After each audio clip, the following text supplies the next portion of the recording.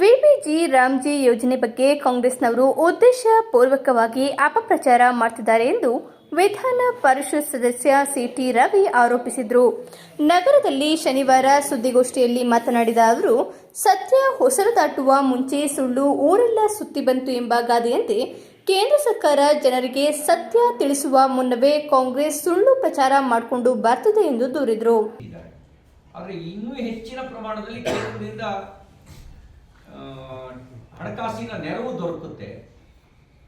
ಮುಂಚೆ maintenance cost ಅದನ್ನು ರಾಜ್ಯ ಸರ್ಕಾರವೇ ಭರಿಸ್ತಿತ್ತು, ಆಡಳಿತಾತ್ಮಕ ವೆಚ್ಚ. ಈಗ ಮೇಂಟೆನೆನ್ಸ್ ಕಾಸ್ಟು ಒಟ್ಟಾರೆ ವೆಚ್ಚದ 40% ರಾಜ್ಯ ಕೊಟ್ಟರೆ 60% ಕೇಂದ್ರ ಕೊಡುತ್ತೆ. ಇನ್ನು ಕೆಲವು ಕೇಂದ್ರಾಡಳಿತ ಪ್ರದೇಶಗಳು ಮತ್ತು ಹಿಮಾಲಯದ ಗುಡ್ಡಗಾಡು ಪ್ರದೇಶಗಳು ಅವುಗಳಿಗೆ 90% ಕೇಂದ್ರ ಸರ್ಕಾರವೇ ವಿನಿಯೋಗಿಸುವಂಥ ಕೆಲಸ ಮಾಡುತ್ತೆ. ಹಾಗಾಗಿ ಹೆಚ್ಚಿನ ಹರಿವು ಹರಿದು ಬರುತ್ತೆ ಹೊರತು ಒಳ ಹರಿವು ಕಡಿಮೆ ಆಗೋದಿಲ್ಲ. ರಾಜ್ಯಕ್ಕೆ ಇನ್ನೂ ಹೆಚ್ಚಿನ ನೆರವು ಸಿಗುತ್ತೆ. ರಾಜ್ಯದ ಕೆಲವು ಯೋಜನೆಗಳಿಗೂ ಇದನ್ನು ಸಂಯೋಜಿಸಿರೋದ್ರಿಂದ ರಾಜ್ಯ ತನ್ನ ಯೋಜನೆಯ ಹಣದ ಜೊತೆಗೆ ಈ ನರೇಗಾ ಇದು ಜಿ ಹಣವನ್ನು ಕೂಡ ಬಳಕೆ ಮಾಡಿಕೊಳ್ಳೋದ್ರಿಂದಾಗಿ ರಾಜ್ಯಕ್ಕೆ ಹೊರೆ ಕಡಿಮೆ ಆಗುತ್ತೆ ಹೊರತು ಹೊರೆ ಹೆಚ್ಚಾಗೋದಕ್ಕೆ ಸಾಧ್ಯ ಇಲ್ಲ. ಮಟ್ಟದ ನಿರ್ಧಾರ ತೆಗೆದುಕೊಳ್ತಕ್ಕಂಥ ಹಕ್ಕನ್ನು ಕಸ್ಕೊಂಡ್ಬಿಟ್ಟಿದ್ದಾರೆ. ಇದನ್ನೆಲ್ಲ ಡೆಲ್ಲಿಗೆ ವರ್ಗಾಯಿಸಿಕೊಂಡಿದ್ದಾರೆ ಅಂತಕ್ಕಂಥ ಹಸಿ ಸುಳ್ಳನ್ನ ಈ ಯೋಜನೆ ವಿಷಯದಲ್ಲಿ ಹೇಳ್ತಾ ಇದ್ದಾರೆ. ಇದು ಹಸಿ ಸುಳ್ಳು. ಮುಂದೆಯೂ ಕೂಡ ಗ್ರಾಮ ಪಂಚಾಯಿತಿಯೇ ಈ ಯೋಜನೆ ಕೇಂದ್ರ ಆಗಿರುತ್ತೆ. ಗ್ರಾಮ ಪಂಚಾಯಿತಿಯನ್ನ ವಿಕಸಿತ ಗ್ರಾಮ ಪಂಚಾಯಿತಿಯನ್ನಾಗಿ ಮಾಡುವ ಉದ್ದೇಶವನ್ನು ಹೊಂದಿದೆ.